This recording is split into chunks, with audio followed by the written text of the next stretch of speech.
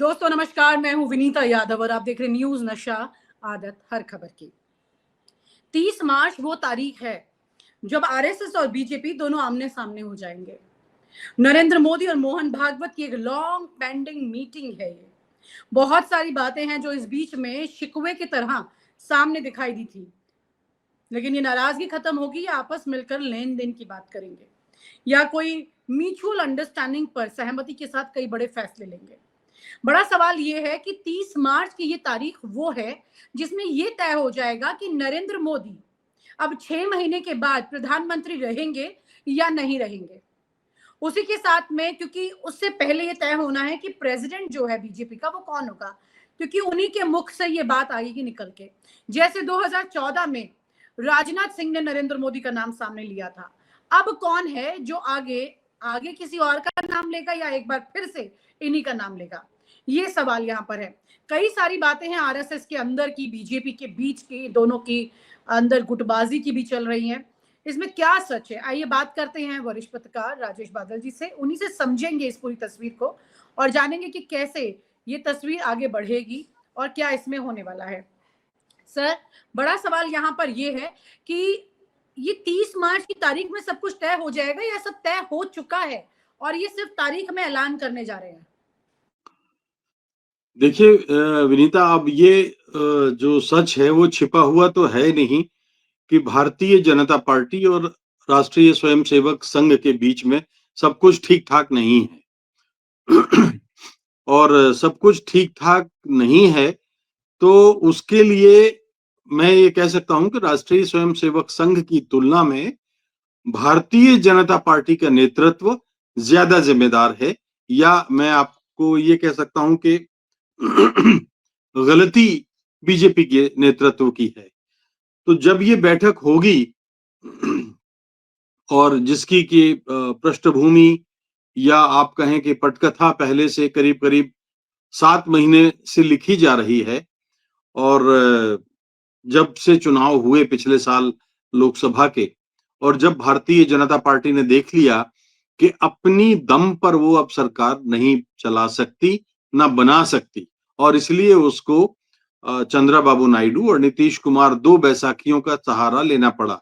इसके अलावा एक बयान जो जेपी नड्डा का आया था, आपको याद होगा कि उन्हें अब आरएसएस की जरूरत नहीं है, तो ये भी पार्टी को बड़ा भारी पड़ा था, क्योंकि भारतीय जनता पार्टी के भीतर तकरीबन 30 से 40% कार्यकर्ता जो संघ से आते हैं और अधिकांश लोग वो हैं जो समर्पित कार्यकर्ता हैं और संघ की विचारधारा पर में भरोसा करते हैं। तो जब ऐसी स्थिति थी तो जाहिर है नुकसान तो होना ही था। अब 7-8 महीने से भारतीय जनता पार्टी इस बात की कोशिश कर रही है कि संघ को बनाया जाए। एक दो राज्यपाल बना दिए संघ के जो समर्पित कार्यकर्ता रहे हैं, कुछ और तरीके से संघ के पास अपना संदेश भेजा, लेकिन अब संघ है कि मानता नहीं, तो अब क्या करेंगे। अब संघ नहीं समझ पा रहा है, मोदी जी ये नहीं समझ पा रहे हैं कि संघ को आखिर अब कैसे बनाया जाए, क्योंकि सबसे जो नाराजगी की वजह है वो तो खुद बीजेपी का आला कमान है, नेतृत्व है। तो 30 तारीख की बैठक से कोई बहुत उल्लेखनीय बात निकल के आएगी और हम पत्रकारों को बहुत कुछ मिलेगा, मुझे फिलहाल तो नहीं लगता जी।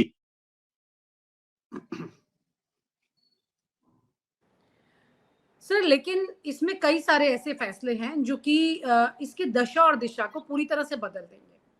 पहली बात कि यहाँ पर अब कौन मुखिया रहेगा, यही रहेंगे तो इनका 75 साल वाला जो प्रण था कि भाई सब लोग मार्गदर्शक मंडल में चले जाएंगे, वो धराशायी हो जाएगा। और ये वो वाला प्रण था जो कि 2014 में आते ही इन्होंने सबसे पहले ये काम किया था और उसी पर ये खरा नहीं उतरने वाले हैं। खुद इनके लिए आज वो एक बड़ी मुसीबत बन रहा है, यानी अपनी जबान पर नहीं रहेंगे।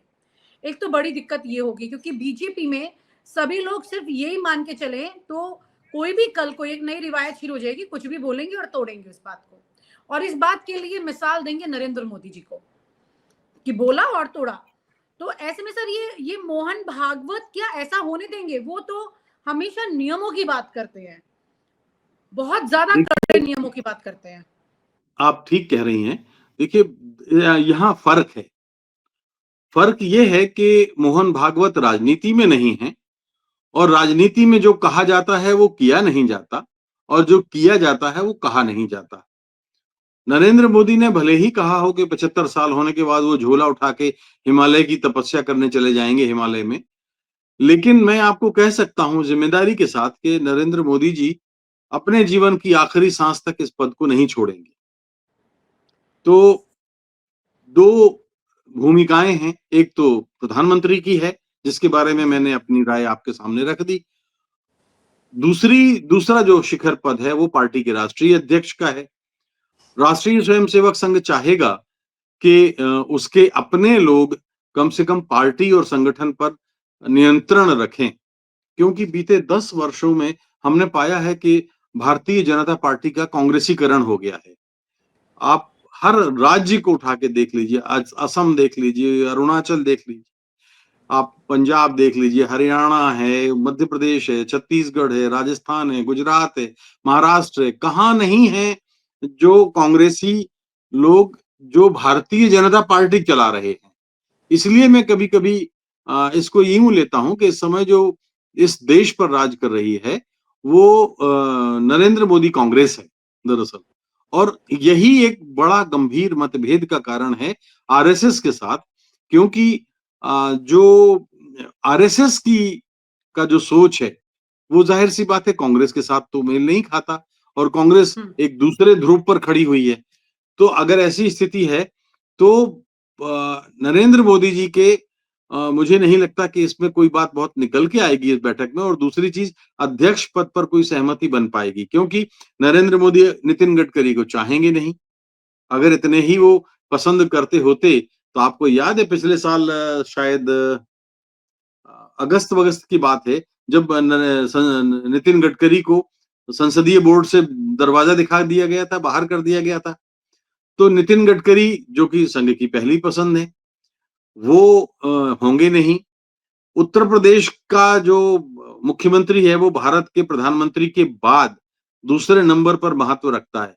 तो योगी का के आने का भी प्रश्न नहीं उठता पार्टी का राष्ट्रीय अध्यक्ष बनने का, क्योंकि वो उत्तर प्रदेश के मुख्यमंत्री के रूप में ज्यादा ताकतवर हैं, बजाय वो रबर रबर स्टाम्प क्यों बनना चाहेंगे। और दूसरी चीज, एक और बात मैं आपको बताऊं कि जो भारतीय जनता पार्टी का विधान है उस विधान के मुताबिक योगी जी उस पैमाने पर नहीं आते। योगी जी मूलतः ना तो संघ से आते हैं और ना मूलतः वो बीजेपी के सदस्य रहे हैं उस तरह से। सर आप तो कह वो रहे हैं कि बैकग्राउंड योगी कम से कम पीएम नहीं बन सकते, नितिन नहीं, गडकरी मैं उस अभी सारी बातों को पूरा करता है। राष्ट्रीय अध्यक्ष के रूप में बात कर रहा हूँ। पीएम तो देखिए जब वक्त आता है तो पीएम तो देवेगौड़ा और हमने उनको इंदर कुमार गुजराल को भी बनते देखा।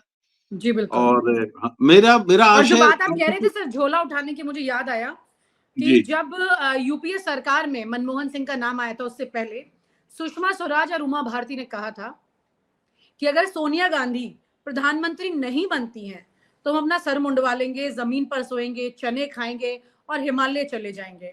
मुझे याद है कि उमा भारती की उस एक प्रेस कॉन्फ्रेंस में मैं उस वक्त मौजूद थी जिस वक्त मनमोहन सिंह का नाम आया। जैसे उनका नाम आया तो हमने वहां पे तुरंत पत्रकारों ने सवाल किया कि आप तो ये कह रही हैं लेकिन सोनिया गांधी ने मना कर दिया है और नाम दे दिया उन्होंने। तो उन्होंने बोला ऐसा हो ही नहीं सकता, और ऐसे बोल के वो एकदम से प्रेस कॉन्फ्रेंस छोड़ के पीछे से गई थी, मैं अभी आती हूँ, फिर वो वापस नहीं आई उधर। तो ये इस जवाबदेही और ये सब चीजों को लेकर के तो कौन ही पूछ रहा है और कौन ही जवाब दे देता है। लेकिन सर ये जो बात आप कह रहे हैं कि योगी आदित्यनाथ उन मानकों पर पूरा खरे नहीं उतरते कि उनको राष्ट्रीय अध्यक्ष बनाया जाए, बनाया क्या जाए पीएम की फेरिस्त एग्जैक्टली में भी आ पाएंगे? क्या वो सेटिंग हो पाएगी? हैं जी, प्राइम मिनिस्टर के लिए नहीं। अब प्राइम मिनिस्टर के लिए तो वो तब आएंगे, उनके नाम का विचार तब होगा ना कि जब मोदी जी खाली करेंगे। मैं आपको ये कह रहा हूं कि 75 साल होने के बाद नहीं, अपने पूरे जीवन काल में आखिरी सांस तक नरेंद्र मोदी जी इस पद पर बने रहना चाहेंगे। दूसरी चीज जो मैंने एक आपको जो बताई कि योगी जी के मामले में कि राष्ट्रीय अध्यक्ष वो इसलिए नहीं बन सकते कि एक तो उनका बैकग्राउंड आरएसएस के साथ नहीं है, उनका बैकग्राउंड बीजेपी के भी साथ बहुत लंबा नहीं है। तीसरा, जो पार्टी का अपना विधान है उस विधान पर भी वो उस पैमाने पर भी वो खरे नहीं उतरते। एक और बात आपको बताऊं, कम लोग ये जानते हैं कि भारतीय जनता पार्टी के विधान में एक प्रतिज्ञा है, और वो प्रतिज्ञा क्या है? वो प्रतिज्ञा ये उस हर हर कार्यकर्ता को लेनी पड़ती है। अब आप सोचिए कि नरेंद्र मोदी ने भी वो प्रतिज्ञा ली होगी, और अमित शाह ने भी वो प्रतिज्ञा ली होगी, और योगी जी ने भी प्रतिज्ञा लेगी। वो प्रतिज्ञा ये है कि मैं एक ऐसे राज्य की अवधारणा को स्वीकार करता हूं जो संप्रदाय निरपेक्ष है और उपासना पद्धति यानी पूजा की पद्धति पर आधारित नहीं है। मैं जाति, लिंग, मजहब के आधार पर किसी प्रकार का भेदभाव करने में नहीं यकीन नहीं करता। ये प्रतिज्ञा लेनी पड़ती है भारतीय जनता पार्टी के संविधान के मुताबिक। तो अब आप बताइए कि क्या ये कोई जो एक शिखर व्यक्ति पुरुष का हैं, नाम याद नहीं आएगा जो इस प्रतिज्ञा पर पूरा खरा उतर रहा हो सर। खरा उतरता हूँ। तो ये एक इसलिए व्यक्ति। मुझे ताज्जुब हो रहा है। लेकिन मैं ये बात आपको बता देता हूं कि राष्ट्रीय स्वयंसेवक संघ की फरमाइश का अध्यक्ष इस देश में भारतीय जनता पार्टी को नहीं मिलेगा, चाहे अमित शाह फिर एक बार आ जाएं। लेकिन नरेंद्र तो क्या मोदी ये नड्डा लाएंगे के उसी को। कार्यकाल को भी ऐसे टेम्परेरी चलाते रहेंगे, ऐसा भी हो सकता है? भाई नड्डा जी को एक्सटेंशन दिया ही था ना टेम्परेरी। भारतीय जनता पार्टी में आप देखिए पदों का अनुशासन अगर आप देखें तो 80 मेरे ख्याल है 45 साल हो रहे हैं। 45 साल में 16-17 साल तो अटल बिहारी और आज आडवाणी जी, ये नहीं रहे तो वो आ गए, वो नहीं रहे तो ये आ गए, तो 16-17 साल तो लगभग उन्होंने ही निकाल दिए। उसके बाद जो लोग रहे उनमें से कई लोग ऐसे हैं जिनको बेचारों को बड़ा बेआबरू होके तेरे कूचे से हम निकले वाले अंदाज में निकलना पड़ा। चाहे जी। आप बंगारू लक्ष्मण को देख लें, चाहे आप केवल कुशाभाऊ ठाकरे ऐसे हैं जिन्होंने अपना कार्यकाल बहुत ही अच्छे ढंग से पूरा किया, लेकिन उंगलियां बाकी सब पर उठी हैं। राजनाथ सिंह पर भी उस तरह से नहीं हुआ, लेकिन कुछ लोग तो निश्चित रूप से ऐसे थे। नितिन गडकरी तक पर एक घोटाले का आरोप लगा था और उन्हें पद छोड़ना पड़ा था, आपको याद है। तो भारतीय जनता पार्टी में राष्ट्रीय अध्यक्ष का पद जो है वो अभी ये दोनों शिखर पुरुष ही तय करेंगे। मुझे हमारे नहीं साथ लगता। हमारे साथ जी, सर आपकी तरह एक वरिष्ठ पत्रकार चर्चा कर रहे थे और उन्होंने कहा था कि जब मुख्यमंत्री बने थे गुजरात में नरेंद्र मोदी, तो ये वहां पर एक बहुत जानकार व्यक्ति ने ये कहा था कि अब ये मुख्यमंत्री बन गया, अब ये कुर्सी को तभी छोड़ेंगे जब ये छोड़ना चाहेंगे, वरना इनसे अब ये कुर्सी कोई नहीं छुड़वा सकता। मैंने आपसे कहा ना, अब देखिए अभी 75 के हैं, ठीक है, बहुत एक मोटा मोटा अनुवाद हमें। जो लोग नरेंद्र मोदी को जानते हैं और जहां तक मैं उनको समझ पाया हूं, तो अभी 2-3 साल तो इसी तरह चलेगा। जब 5 साल पूरे होने को आएंगे तब वो चंद्राबाबू नायडू या नीतीश कुमार दो में से कोई ना कोई समर्थन वापस लेगा, सरकार गिरेगी या अल्पमत में आएगी, और तब मध्यावधि चुनाव की घोषणा होगी। तब 5 साल अगले ये इनका प्लान है। मैं नहीं जानता कैसा होगा, लेकिन क्योंकि सियासत में आप कुछ भविष्यवाणी नहीं कर सकते। भाई किसने कहा था कि 100 के आंकड़े पर कांग्रेस आ जाएगी? 42-43 पर सीटों पर 2019 के इलेक्शन में कांग्रेस खड़ी थी। इस बार वो 100 पर आ गई है। भारत जोड़ो यात्रा हो राहुल की, या जो भी कुछ कारण रहे हो, बहुत सारे, वो एक अलग विषय है चर्चा का। लेकिन मैं ये कह रहा हूं कि इसकी कोई गारंटी नहीं है कि चौथी बार सरकार बनेगी। लेकिन मैं ये आपको बता देता हूं कि अब ये अटल बिहारी वाजपेयी के दौर की बीजेपी नहीं है। अटल बिहारी वाजपेयी ने एक वोट से उनकी सरकार गिरी थी, आपको याद है। और जब फील गुड सारा देश महसूस कर रहा था, तब भी उनकी सरकार जो है नहीं रही थी और वो हारे थे। तो चुनाव आयोग भी अब उस 2004 का नहीं है जो इतना ताकतवर था, जिसके चुनाव आयुक्त के सिलेक्शन में चीफ जस्टिस ऑफ इंडिया होते थे।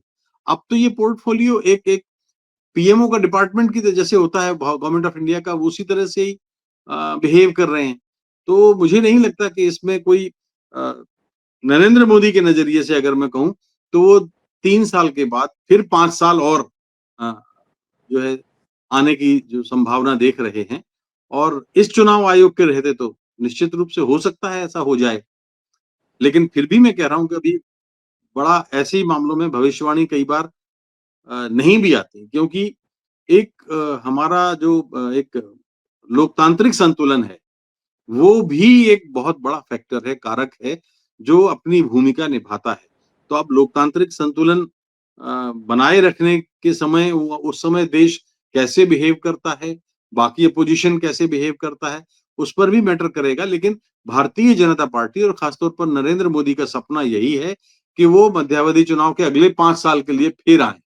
और आप हमसे जुड़े रहने के लिए सब्सक्राइब करें YouTube पर, फॉलो करें Twitter पर और लाइक करें Facebook पर। और ज्यादा जानकारी के लिए आपको टाइप करना होगा सिर्फ न्यूज नशा।